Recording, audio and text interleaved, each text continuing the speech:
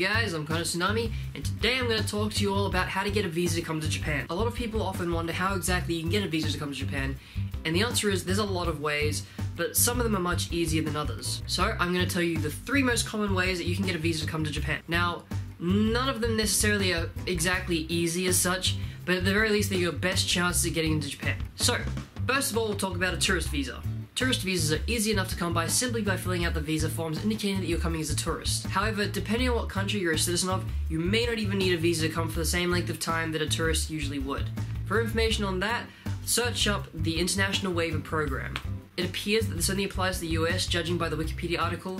However, it seems that a lot of countries actually are involved in this, and as a result, a lot of countries are able to come to Japan without actually requiring a visa. So just look into it and you may find a lot of useful information that you didn't know of before. These visas last up to 90 days or a grand total of about 3 months. Student visas are required by applying to a school in Japan, and most of the time, once you've applied for a school, they'll actually help you through the process of trying to apply for the visa as well if you ask them any questions that you have. So don't hold back in asking the school any questions if you apply for a school, and they'll help you through anything that you need to involving filling out the forms. This kind of visa can last anywhere between 1 to 3 years, I believe.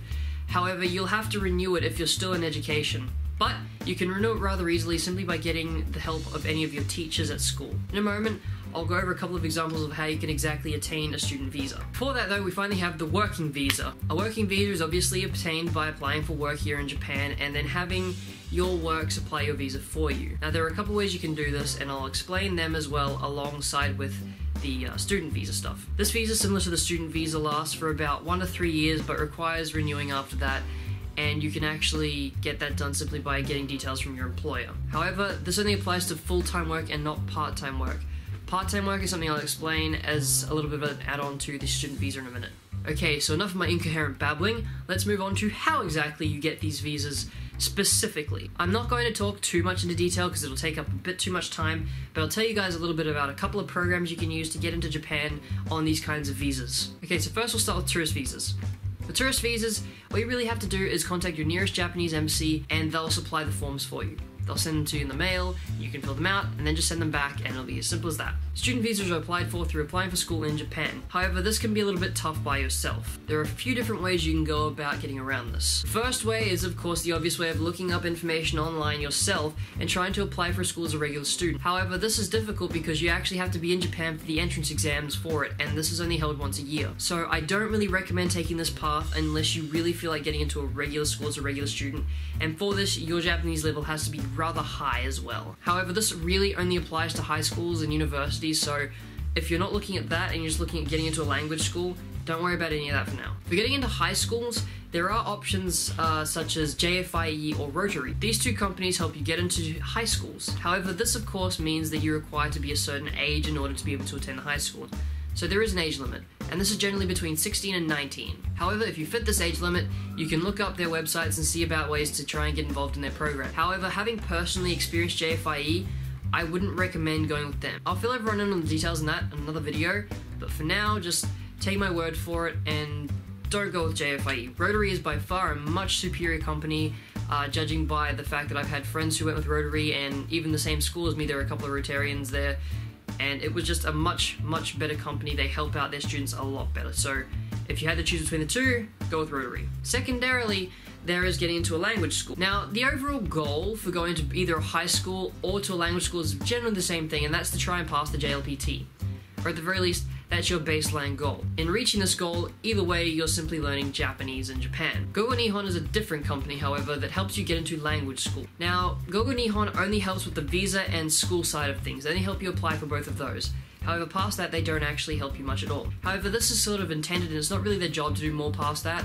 So if you're expecting anything like, aid in Japan, don't bother. You actually need to have a little bit of a solid understanding of what Japan's like before coming here. Not the weeaboo kind, but the legitimate. You actually kind of have to know what you're doing a little bit when you get here to Japan, so having a little bit of prior experience here first is probably recommended. Both sides have very different pros and cons, which I'll explain a little bit more in depth in another Japan 101 episode, probably next week or the week after. For now, just take my word for it. Gogo Nihon's the best way of getting into a language school, and Rotary's probably the best way of getting into a high school if you feel like going on an international exchange like that. Okay, now for working visas. Working visas are a little bit more difficult to come by because you need to be outside of Japan basically in order to get, because once you're in Japan on a visa, you can't just straight up work. On a student visa, you can work up to 28 hours a week if you have the right paperwork for it, but you can't actually apply for full-time work on any other kind of visa, and nowhere will accept you otherwise. At least this is to my understanding. I may be wrong, but in my experience this seems to be the case. If you're not on a working visa, basically while you're in Japan you can't really expect to get any work. However, there are two kind of roads you can take in order to try to get work in Japan from outside of Japan. The first way is through the JET program. The JET program, or other programs like the JET program, accept people who have finished a 4-year degree at university as exchange teachers, or ALTs. An ALT is basically an assistant language teacher, so they help with assisting teachers in teaching English inside their schools. So that's one way of going about things, but I hear bad things about the JET program. Like, I hear a lot of it doesn't take care of its ALTs at all, in a very similar fashion to JFIE not really taking care of its students. So while I don't know much about it myself, feel free to check out the program if you've filled any of the qualifications. You might find it's for you, maybe it's not, but have a look into some information anyway. The other way is to go the way that a lot of other people have gone, and that's simply looking up jobs online. However, the problem with this is that a lot of places simply have no need for foreigners because English is not a skill they require in their job settings. So, unless you're looking for an English teaching job, trying to get a work visa is probably not for you, in my opinion. Now, note very heavily that this is simply my opinion, and you may find ways around this that I'm not aware of. If you do, feel free to let me know in the comments, because I'd actually like to know, because knowing this information helps me a lot and it helps me tell other people. Okay, finally, there's permanent residency. Now, permanent residency is a nightmare to try and obtain for basically any foreigner who's not married to a Japanese person. And even then, if you're married to a Japanese citizen, it's still not easy. Essentially, there are one of two requirements that you need to have in order to even think of bothering to apply for this. The first one is to have a Japanese citizen as a spouse for 3+ years, or have been working on a working visa in Japan for 10+ years. Basically, if you don't have one of the two of these, you'll simply get rejected immediately. And even then, they will background check you back and forth for it. So make sure you're prepared very thoroughly for this. Basically, anyone who's already at the point of being able to apply for this sort of a visa kinda doesn't need any information from me on it, because they most likely already know and have already researched it themselves. However, for those of you who are just curious, there's the information for you anyway. That's pretty much all the visa information I can give you guys at the moment. I'm making another Japan 101 video on JFIE and Gogo Nihon in the very near future, so for anyone who's wondering about programs to try and get into Japan, stay tuned for that. I hope the information I gave you today helps, and as per usual, if you have any questions, leave them in the comment section below.